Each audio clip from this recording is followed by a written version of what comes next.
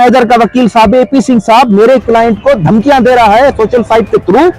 वो मुख्तलिफ तरीके के इल्जामात लगा रहा है मेरे क्लाइंट पर, उसकी इज्जत नफ्स मजरूह करते हुए उस पर अजीबो गरीब जिल्लत वाले इल्जामात लगा रहा है। उसके साथ मेरे क्लाइंट की मेंटली टार्गेट की जो पोजीशन है वो ज्यादा है। ऑफिशियली आप तमाम जितने भी इदारे हैं उनको लेटर्स लिखता हूं, मेल करता हूं, आप उनको रोकें। ऐसा ना हो कि ह्यूमन लॉस हो जाए, मेरे क्लाइंट की दिमाग की रख फट जाए। उसके बावजूद भी ये वकील साहब के आपने तमाम इंटरव्यू देखे कि वकील साहब एक्टिंग करते हुए नजर आता है, क्योंकि इसके पास डिफेंस है ही नहीं।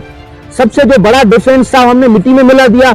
अब ये जो भी इंटरव्यू देता है वो उसमें एक्टिंग करते हुए नजर आता है। अब आतंकवाद, पहले बच्चे, पहली बीवी, ऐसे एक्टिंग करते हुए नजर आता है। ये पहले नंबर का एक्टर है। मैं हूं शाहिद हुसैन और आज एक बार फिर रोशन अली अजीम साहब सिंध हाई कोर्ट में मौजूद हैं और आज हम इनसे बात करेंगे कि वकील प्रोफेशनल होता है, लेकिन वकील अगर धमकियों पे आ जाए तो उसका केस पर कितना असर पड़ता है, सोसाइटी पे कितना असर पड़ता है, और वो फरीक जो इस सारे साने से गुजर रहा हो तो उसको कितना इफेक्ट पड़ सकता है, उस पर कितना वो मुतासिर हो सकता है। सर आपका बहुत शुक्रिया। आपकी बहुत सारा, जब हम अटैच रहे भी थे तो मैं वीडियो देखता था, लोग बड़े इंस्पायर होते थे कि एक वकील जो कानूनी जंग लड़ रहा है किसी मुतासरा फैमिली के लिए, वो बड़ी पॉजिटिव वे में बात करता है, वो नेशन के लिए, वो मजहब के लिए, वो मुल्कों के लिए पॉजिटिव बात करता है। लेकिन पिछले कुछ दिनों से जब आपकी एक्टिविटी बहुत ज्यादा नजर आई है इस केस में, गुलाम हैदर को आप लेके घूमे, वहाँ हाई कमीशन गए, फॉरेन ऑफिस गए, तो उसके बाद फिर AP सिंह अब वो अपनी असलियत पे आ गया है। वो मजहब का भी इस्तेमाल कर रहा है और वो खास तौर पर धमकियां में पैगाम भी भेज रहा है। तो एक वकील को क्या इस हद तक गिर जाना चाहिए जिस तरह वो काम कर रहा है? देखिए, वकील का ये काम नहीं होता है कोई पर्सनल क्लाइंट के घर जाए, पर्सनल धमकियां दे। ये वकील का काम नहीं है। वकील का काम सिर्फ केस को परसू करना है, अपने क्लाइंट को लीगल जो है वो वे देना है। लेकिन यहाँ पर कुछ बात जो है कुछ अजीबो गरीब हो रही है, क्योंकि ये जो वकील साहब है कुछ ज्यादा ही सीरियस हो रहा है, कुछ ज्यादा ही इस केस में पर्सनल होते हुए, अजीबो गरीब बातें करते हुए रिलीजियस को बीच में ला रहा है। दोनों ममालिक के जो मामलात खराब हैं, सफारती ताल्लुकात खराब है, उनको बीच में ला रहा है। साइमल्टेनियसली ये वकील साहब मेरे क्लाइंट को धमकियां दे रहा है। देखिए, मेरा क्लाइंट पहले से ही मेंटली टॉर्मेंट में है, साइकोलॉजिकली शॉक में है, परेशान है। उसकी ऐसी कंडीशन खराब है कि हमें उसको एक डॉक्टर के पास ले जाना पड़ा, क्योंकि वो मेंटली टॉर्मेंट में है। आपने देखा है कि ऐसी कंडीशंस में जो लोग होते हैं वो बड़ा परेशान, उनकी दिमागी रग फट जाती है परेशानी में। मेरा क्लाइंट बड़ा साइकोलॉजिकली वो परेशान है। उसके बावजूद भी ये वकील साहब, जो सीमा हैदर का वकील साहब AP सिंह साहब, मेरे क्लाइंट को धमकियां दे रहा है सोशल साइट के थ्रू। वो मुख्तलिफ तरीके के इल्जामात लगा रहा है मेरे क्लाइंट पर, उसकी इज्जत नफ्स मजरूह करते हुए उस पर अजीबो गरीब जिल्लत वाले इल्जामात लगा रहा है। उसके साथ मेरे क्लाइंट की मेंटली टार्गेट की जो पोजीशन है वो ज्यादा इंक्रीज हो रही है, वो बड़ा परेशान है। तो सर आप वहाँ की बार काउंसिल से हैं, जाहिर एक वकीलों का मैकेनिज्म होता है, तो इंडिया की बार काउंसिल से, वहाँ की हुकूमत से क्या कहेंगे कि इस वकील को लगाम दो, ये इस तरह की ये गुफ्तगू कर रहा है, क्योंकि एक केस इंटरनेशनल केस है, जाहिर हार जीत भी होती रहती है, कानूनी जंग है, वो बहुत लंबी भी हो सकती है। तो उस वकील को किस तरह कंट्रोल किया जा सकता है? वहाँ की बार काउंसिल से आप किस तरह अपील कर सकते हैं, वहाँ की हुकूमत से आप किस तरह रजू कर सकते हैं? देखिए, आपके इस वीडियो पैगाम के जरिए मैं हिंदुस्तान की फॉरेन मिनिस्ट्री, हिंदुस्तान की इंटीरियर मिनिस्ट्री, हिंदुस्तान की सुप्रीम कोर्ट, हिंदुस्तान की हाई कोर्ट, तमाम बार एसोसिएशंस, तमाम बार काउंसिल्स को मैं ये गुजारिश करता हूं कि आप अपने वकील साहब को लगाम दें, आप अपने वकील साहब को समझाएं। उसके अजीबो गरीब वकालत से हट के जो इल्जामात लगाए जा रहे हैं मेरे क्लाइंट पर, मेरे क्लाइंट को डिस्ट्रेस किया जा रहा है, मेरे क्लाइंट को परेशान किया जा रहा है, मेरे क्लाइंट को धमकियां दी जा रही हैं, उसके वजह से जो मेरा क्लाइंट है मेंटली डिस्ट्रेस में है, परेशान है, साइकोलॉजिकली शॉक में है। हो सकता है इस मेंटल कंडीशन में मेरे क्लाइंट की दिमागी रग फट जाए, हो सकता है उसको हार्ट अटैक हो जाए, हो सकता है उसकी दिल बंद हो जाए, तो उसका जिम्मेदार रिस्पॉन्सिबल AP सिंह होगा, सीमा हैदर होगी। सोशल साइट के थ्रू वो धमकियां कर दे रहे हैं, तो बड़ा मेहरबानी आप अपने वकील साहब को रोकें, जो कानूनी कार्रवाई है वो आप करें। मैं जो है ऑफिशियली आप तमाम जितने भी इदारे हैं उनको लेटर्स लिखता हूं, मेल करता हूं, आप उनको रोकें। ऐसा ना हो कि ह्यूमन लॉस हो जाए, मेरे क्लाइंट की दिमाग की रग फट जाए, दिल बंद हो जाए। पहले बहुत पहले सदमे में।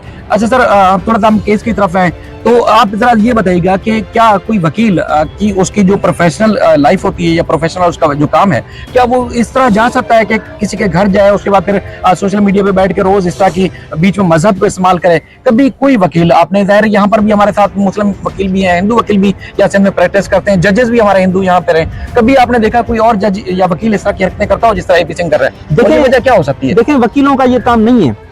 मेरी बात बताता हूं, मैं तमाम पाकिस्तानी वकला की बात बताता हूं, तमाम दुनिया के वकला की बात बताता हूं। हमारे वकीलों का जो काम है वो सिर्फ कोर्ट रूम के अंदर तक है, कोर्ट के कॉरिडोर में भी हमारा काम नहीं है।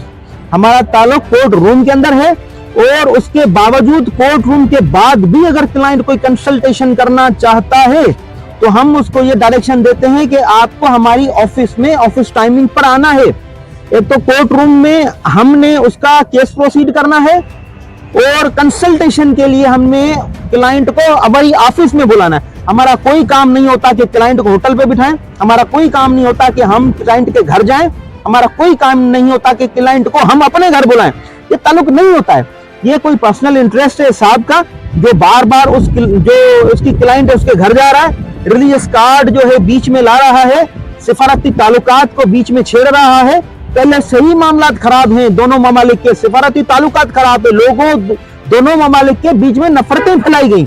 ये साहब जो है नफरतों को जो बढ़ा रहा है, मजीद बढ़ावा दे रहा है, ये गलत कर रहा है, ये तो बिल्कुल गलत कर रहा है। यही मेरा सवाल भी इसी तरफ आगे था कि जैसे मिसाल के तौर पर कोई सहाफी, कोई एंकर, कोई यूट्यूबर जाता है एपी सिंह से सवाल करने के लिए, सवाल गंदम होता है, जवाब चन्ना आता है, यानी कि गुलाम हैदर के बच्चे हैं, गुलाम हैदर अपने बच्चों की वापसी की डिमांड कर रहा है, तो उसमें जवाब बीच में आता है जी पहले वालों को संभाल ले, तीसरी चौथी शादी, और इस तरह की एक तज़ीक आमेज़ गुफ्तगू होती है। दूसरा, एक यूट्यूबर या सहाफी को सवाल उनसे करता है जी पाकिस्तान की गवर्नमेंट या पाकिस्तान के इदारे अगर कोई डिमांड करते हैं कि बच्चे वापस जाए, सीमा हैदर वापस जाए, तो उसमें भी आतंकवादी और इस तरह की अजीब व गरीब तज़ीक आमेज़ गुफ्तगू पाकिस्तान के खिलाफ, मुसलमानों के खिलाफ और एक पूरी नेशन के खिलाफ करता है।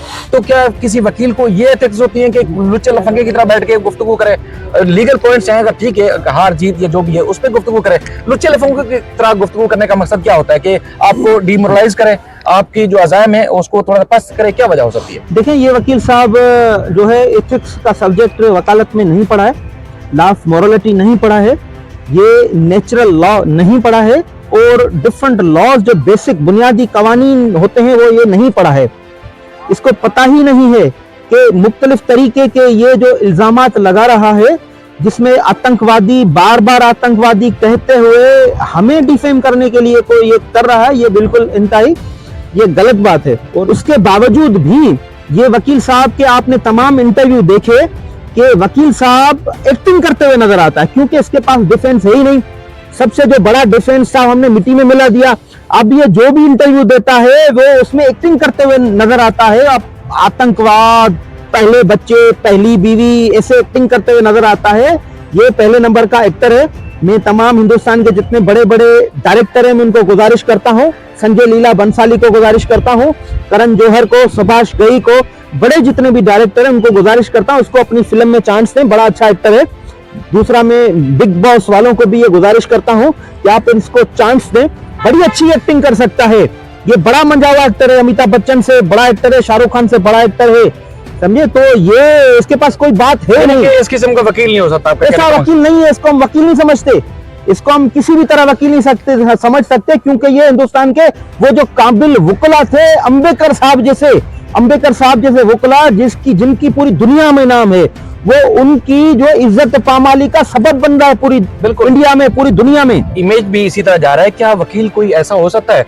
तो हम तो समझ रहे थे कि जैसे इंडिया समझता है कि दुनिया पे चांद पे उन्होंने कदम रख लिया और उसके बाद दुनिया की जदीद टेक्नोलॉजी में इंडिया नाम कमा रहा है, तो जब हम इस किस्म के वकील को देखते हैं तो हमारे जो उनके अच्छे उनके लिए ख्यालात होते हैं वो तो मिट्टी ही मिल जाते हैं। कि इस किस्म का गलीज भी बंदा हो सकता है किसी मुल्क में जहाँ वकालत की चीज हो। सर, हम गुलाम हैदर के मामले जाते हैं। जैसे मैं थोड़ा इंटरप्ट करूंगा शाहिद साहब, ये इससे नफरत करते हैं हिंदुस्तानी, इस वकील साहब से नफरत करते हैं, एपी सिंह साहब से नफरत करते हैं। निर्भया केस जो है उसके थ्रू इंडिया में, हिंदुस्तान में होने वाले तमाम रेप केस, हिंदुस्तान में होने वाले तमाम मर्डर के केस, हिंदुस्तान में होने वाले तमाम मंशात के केस उनकी तरफ से ये वकील साहब प्रोसीड करता है।